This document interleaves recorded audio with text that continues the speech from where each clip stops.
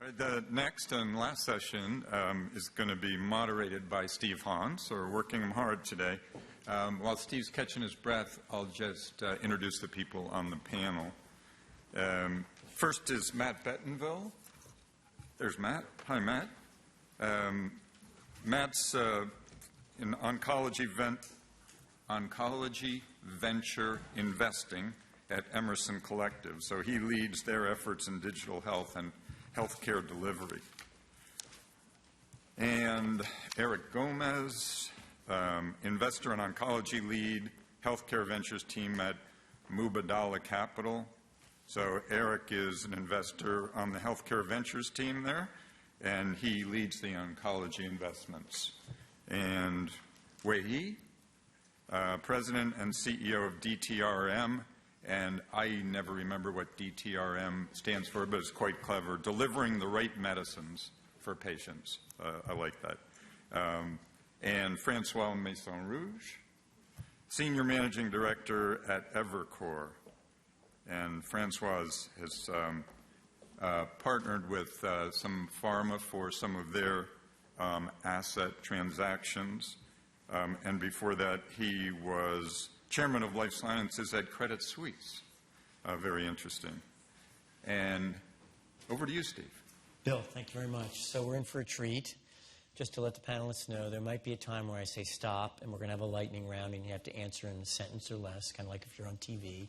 And so I think we'll try to get a few topics that maybe we can have disagreement among the crowd here.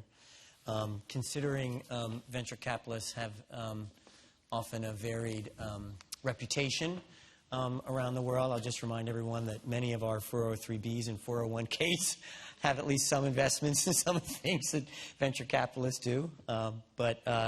So I'm going to start with you, Francois. And I encourage you to say some things that are either unpopular or controversial, so I don't think that'll be a problem.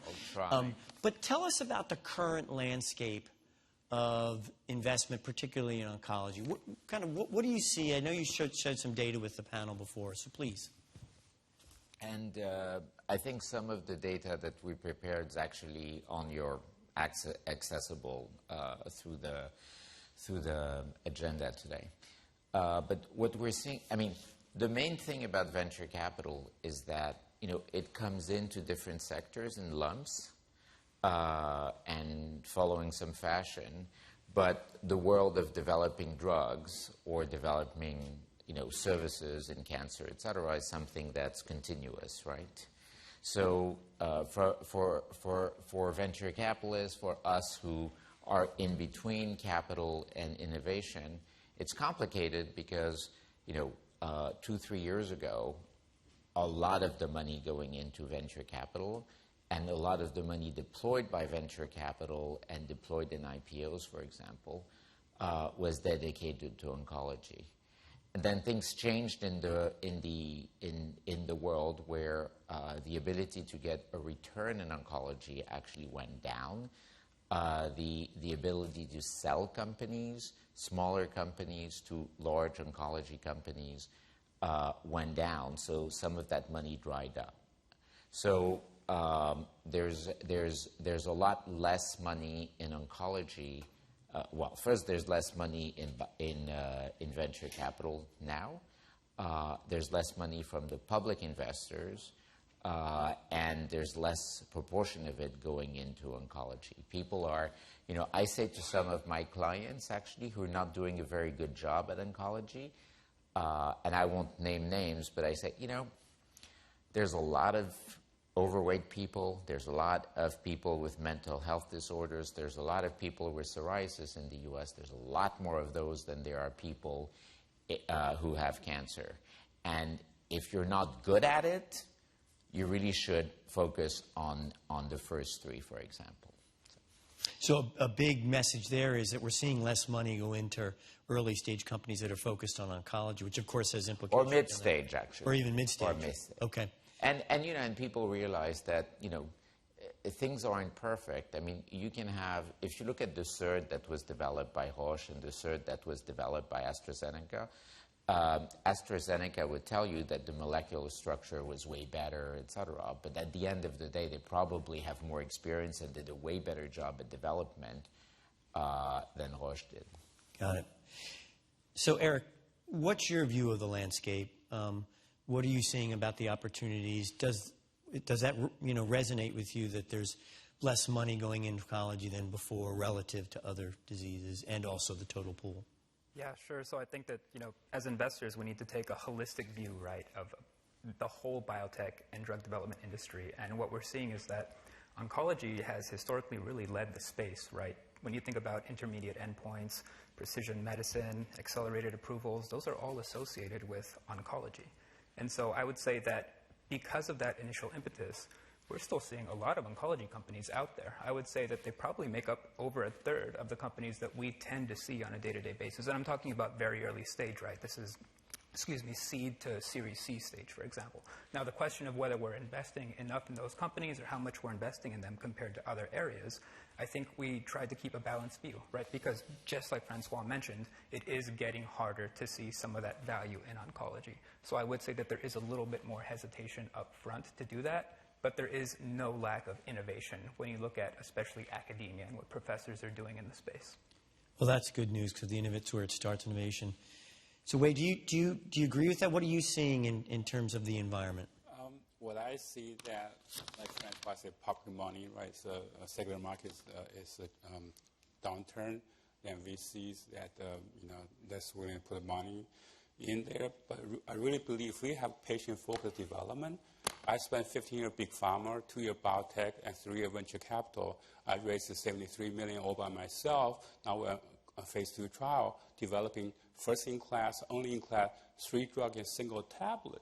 So what I'm trying to say, we definitely need a partnering and to moving forward. Without the funding, there will be no innovation. No innovation and no brand name drug. No brand name drug, there will be no generic drug. That's where we are in the business. Yeah. No original drug, no generic drugs. That is for sure. Matt, how about in your world? I know your companies spend a lot of time in the digital health world, but where are you seeing monies being spent, et cetera, and dollars and capital being raised? Yeah, I think in digital and in the rest of my team who works on the biotech side, oncology is not just oncology. It's there's a lot of kind of fundamental changes in the healthcare industry and in the life sciences industry that affect cancer patients that are very important. So, we invest into gene editing, epigenetic editing on the biotech side of the house that have lots of other therapeutic applications, but are going to be part of the future of oncology when someone figures them out and builds the tools to do those things at scale. And on my side of the house, cancer patients use pharmacies, they use radiology, they use surgery. And so we find, it touches lots of aspects of the healthcare system. I think there's still plenty of capital. The deals have slowed down broadly in the sector, but the fundamentals are there. There's great stuff happening and great invention being done in life sciences, and the healthcare system is undergoing one of the biggest shocks and changes it has in years, and some of that's going to be very positive, we think. So. Well, hold that thought because I do want to have a discussion about healthcare services and broadly in the area of the connection between drug development and delivery side of things. So we just had a discussion about access to care and disparities. And I'm going to just throw this out to you, probably only half true, but I'm coming from Washington, so that might actually be appropriate. But part of the access conversation is about the cost of drugs. And I live in the biotech world, $1 million, $2 million therapies for a course of therapy. We have CAR T cells, et cetera, but really exciting innovation coming out. That have the potential to help. We have the Inflation Reduction Act, which is an attempt to try to reduce drug costs. Some worry about unintended consequences associated with that. So I'd like each of the panelists to weigh in. How are we going to solve this problem? We've been talking about it for 30 years or more, I don't know. We've been talking about it a long time, and the U.S. pays a lot more for its therapeutics than a lot of other countries. We have a robust private sector. How do we connect the dots? So, Francois, we'll start with you. So, I come from a basically socialist country, so very high prices, to me seem pretty weird. I don't buy this thing that suddenly if we lower prices of drugs in this country, we're going to suddenly stop all innovation. I think that, a lot of the returns are very appropriate, and people make, the weighted average cost of capital of pharmaceutical companies is about 7%. There's a lot of internal rate of return between what you can make on a $100 drug and what you can make on an $80 drug that gets you over that 7% hump. So I think that, from a pure economic standpoint, we don't need to pay the most. I mean, we're always going to pay the most in the world, but we don't need to pay the most by a factor of 2 to have good drug and continue to have innovation. I think there's a lot of wasted money in our world of drug discovery and development. I think what's happening is that venture capitalists tend to look at what has worked and kind of follow and find something new. In the world of cancer, it's very difficult. In the world of immunology, you can have the 10th TYK2 and you can still make money out of it. In cancer, you probably shouldn't look for, the 10th exact same pathway, because the marketers are only going to be 4 or 5 companies anyway. So I tend to think that the IRA is probably not going to do exactly what it was intended to do, but some of the unintended consequences might actually work for the population and not stifle innovation. Yeah, because that's the other part of it that people argue about, is that when you interfere with profits, you could... So coming from someone who invests and is looking for a return, that's actually really encouraging to hear. It suggests that we can solve the problem. Wei, your thoughts on this? What I believe in, we have to protect innovation. But on the other hand, we have to consider access affordability. We shouldn't charge American citizens 10 times the price people get charged in other countries. We are right now paying the global R&D costs in developing drugs.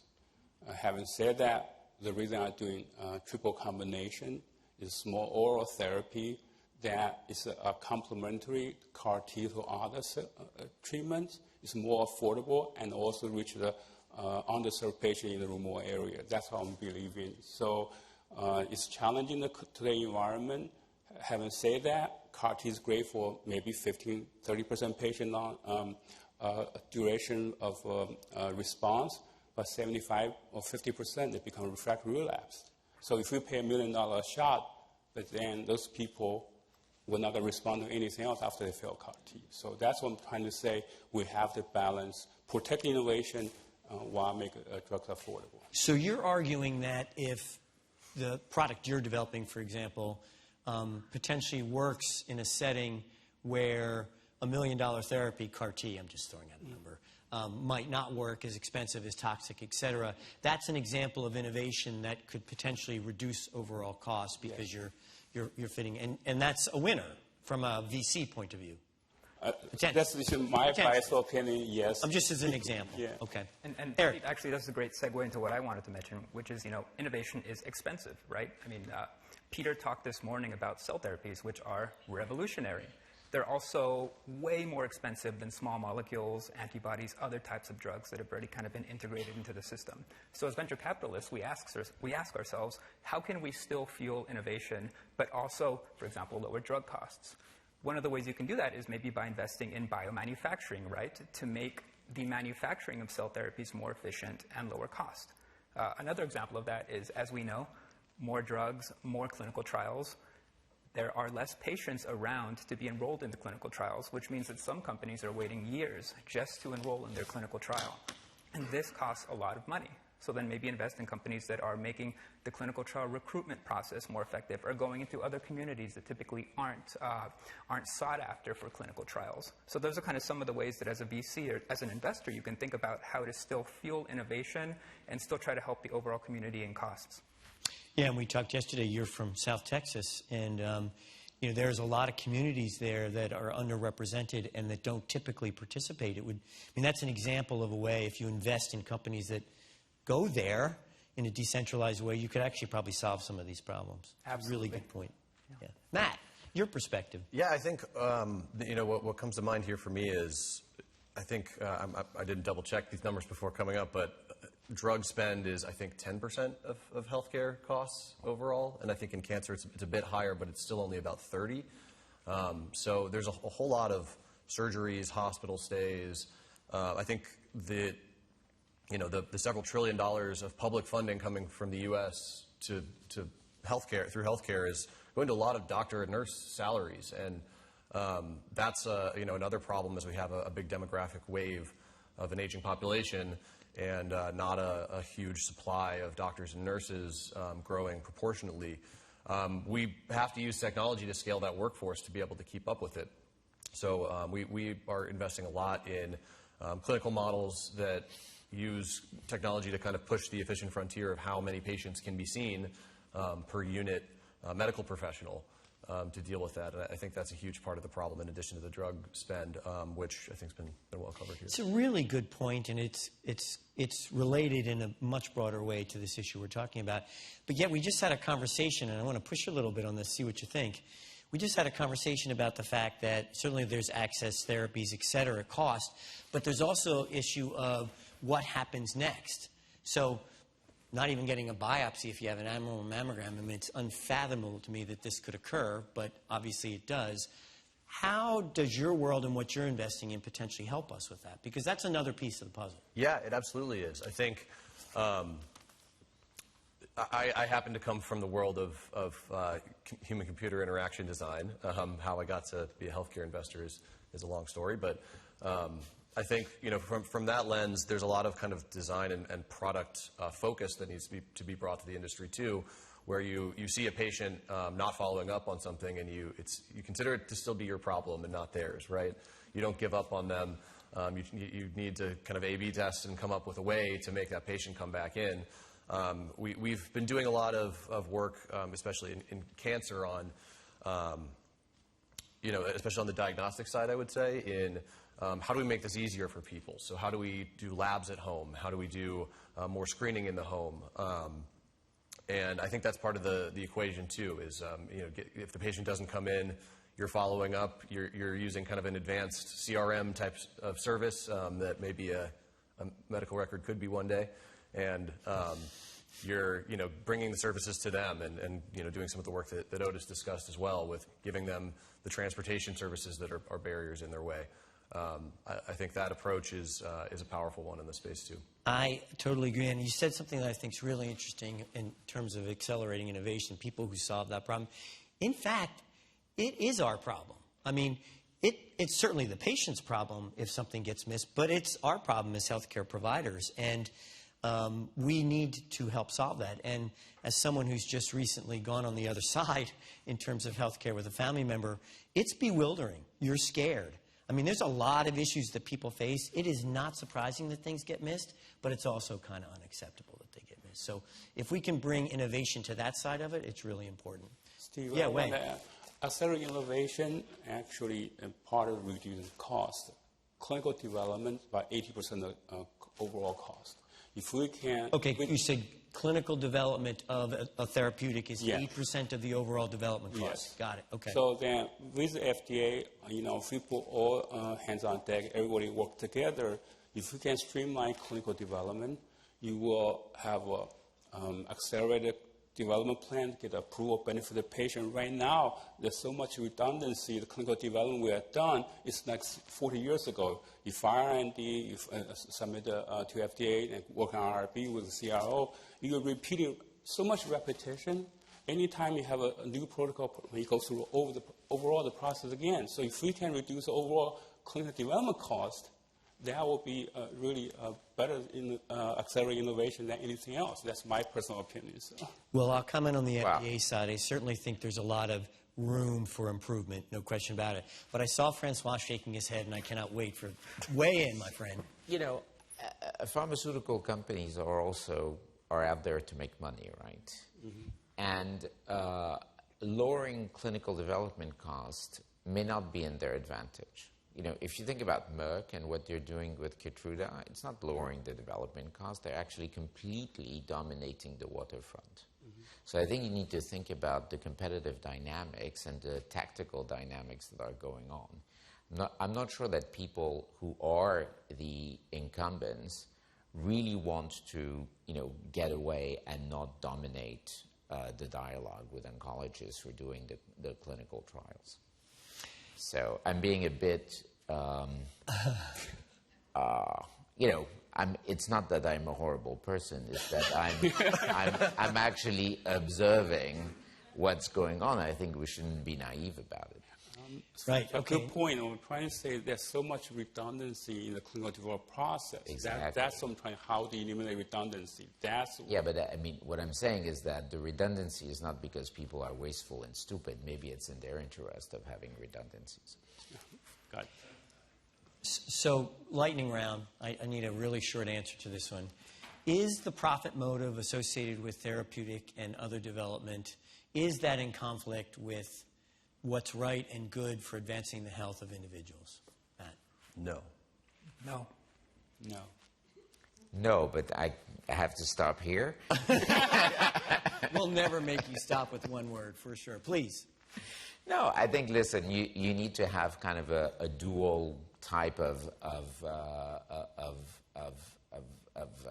system where, pure profit motive isn't going to get people to, make sure that the person who's getting the mammogram is getting the biopsy, et cetera. I mean, there needs to be, there's what we devolve to the private sector and which is drug development and all of that stuff, and what is actually, what's going on in the public sector. I mean, getting third graders to eat vegetables is not ever going to be a profitable enterprise for anyone. All right, I'm going to make exception to that, tell you about a Harvard economics professor who has his own investment fund. I don't know if you all know him. And he has invested into a company that has gotten the U.S. government to allow for electronic debit for food stamps. And, before, because of the prohibition against that, folks had to go to stores where they would not necessarily have access to it, while the rest of us were able to go Instacart and order what we wanted. This has revolutionized, and by the way, is a hugely profitable business for these companies. So there's an example of how the private sector can jump in, and maybe the third grader is going to come home and ask for broccoli. Who knows? I could have a dream come true. But why is it that we cannot tax, sugary drinks? Yeah, well, I didn't say we couldn't, but yeah, I mean, apparently we can't. Yeah, well, different issues. So, anyone want to add on to this comment that Francois Way? I'm truly building market economy, but in the drug pricing, it's not market economy. In the consumer product, you have one product, two products, three products, you have a price going down, competition market. In drug, you have 7 approved PD-1. Every PD-1 is $150,000. So there are so many lists. I'm trying to say, because everybody stay profitable, make all the profit from the United States, while charging other countries 10%, 20%. So this is sort of for drugs, therapies, market economy doesn't work. Yeah. I would say two things that come to mind. One is looking downstream and seeing how that can go back up and make clinical trials more efficient. We've talked about screening a lot today, right? So one of the things we think about a lot in our fund is how can we find new targets in tumors to develop drugs around, right? The more new targets that you find, the more that will go on screening panels, the more that you have the opportunity to catch cancer earlier on with companies like the Foundations and the Archers of the world. So that's the first point. The second point is that, and I didn't think I'd be talking about the tech side of our fund during this panel, but it came up, and that's that, we're investors in a company called Paceline, and basically what they have is a credit card that if you exercise for at least 150 minutes a week, so you need to have kind of like an Apple Watch or one of those watches to keep track of your heart rate, then you get 5% off of many different stores, right? And that's one way to incent people to stay healthy, and maybe you could consider that preventative health. Well, there's this company, I forget what it's called, in South Africa that does that. That actually pays people to I mean, Ends up being cheaper than spending money on illnesses. so, down the I mean, road, so- it happens that I'm French, but in France, and it's not means tested. I think it's really important to have things that aren't means tested because people actually feel very demeaned by the fact that they're getting something that is means tested. If you want to read an interesting and provocative, since COVID, I've been reading a lot of that, U.S. sociology, et cetera. There's a book called Dying of Whiteness, which explains why, Kentucky has such bad health care, right? People are just refusing it. The governors are refusing it. Well, not this governor because he's a Democrat, but the governors are, Kentucky's a bit complicated. But the women in France, when they go to see the OBGYN, they have their OBGYN treatments and they get paid to come and do it. Now, and that paying, by the way, defrays transportation costs, et cetera, et cetera. So which getting means people that to do the right thing. it can't be some upper-class person in Paris or some immigrant, et cetera, and nobody checks. The system's going to pay for the health of the immigrants and the kid who's born at 26 weeks anyway, right. Whether the mother is legal or not, right? So basically, they pay for people to come and get their monthly checks, and what happens is that the gestation period is longer. So the reason I wanted us to have this conversation, and to Eric's point, this isn't just about therapeutic development, because if we think about how do we accelerate innovation in oncology, where you are in the VC world or the funding world for this, it matters where you put your money, and are you trying to solve big problems that are going to make a difference and impact people's lives, which y'all just described is an important part of that. I just want to switch gears a little bit. We've seen a lot in the press with the aducanumab decision or with Alzheimer's, et cetera, around biomarker-driven approaches and the accelerated approval pathway at the FDA, which is one way of potentially getting innovation in the hands of people. But there's a lot of argument about this, and there's a lot of controversy about the use of that pathway.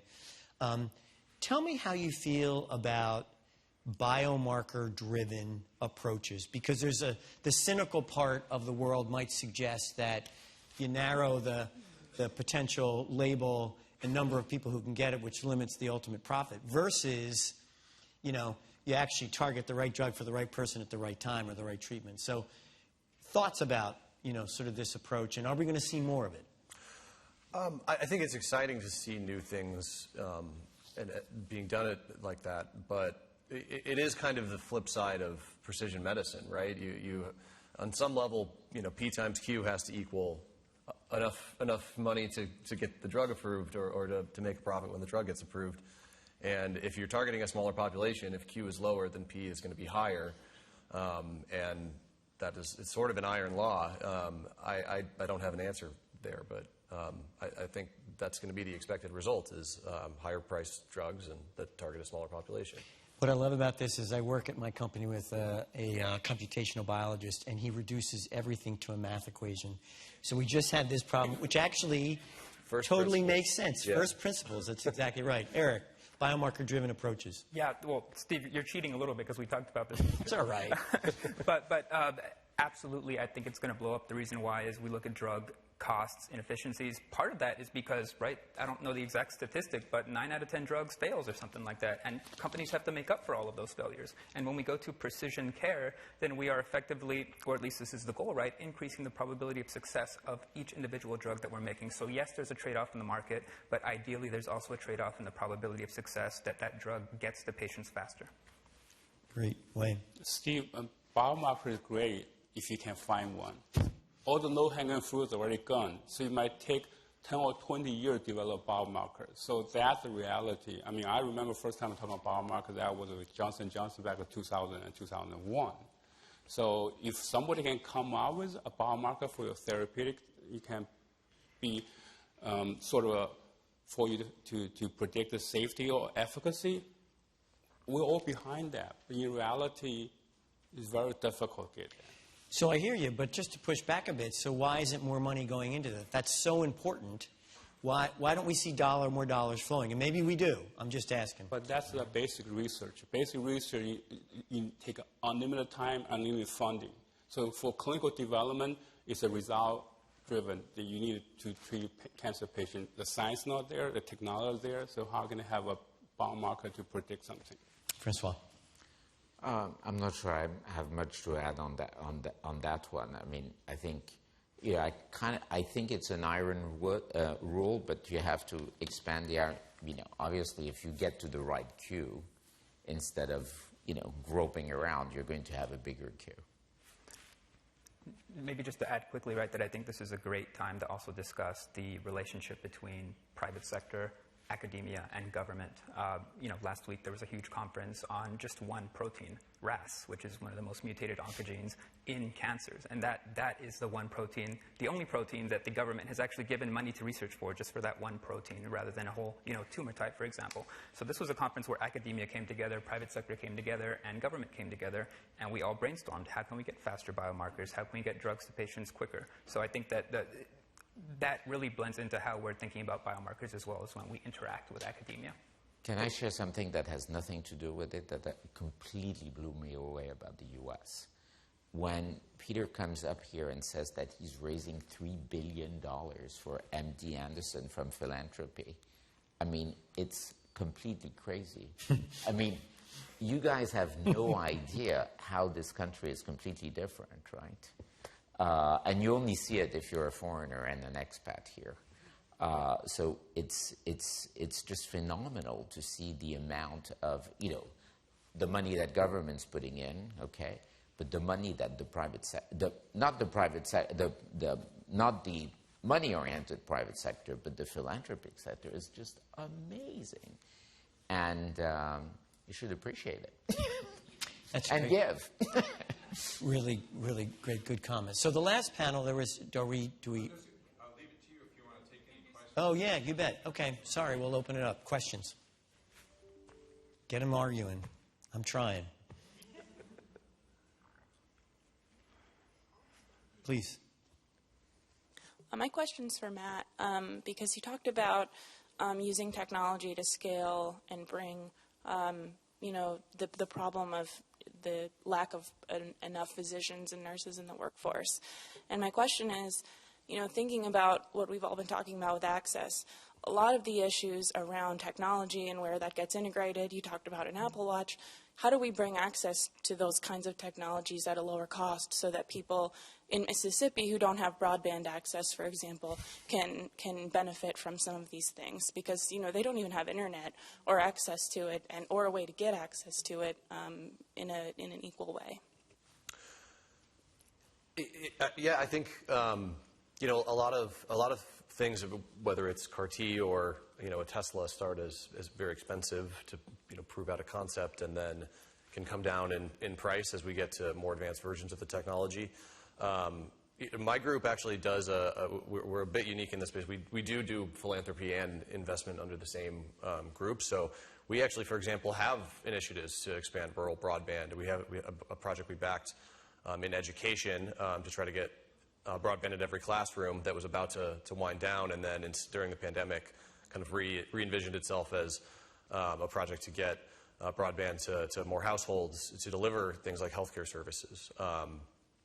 We've also done some work kind of hand-in-hand on this. For example, we have a company we've backed that's doing surgical telepresence, and they're trying to use this as in combination with some telecommunications companies abroad as a way to lobby their governments for access to the internet, to deliver surgical expertise to where it needs to be.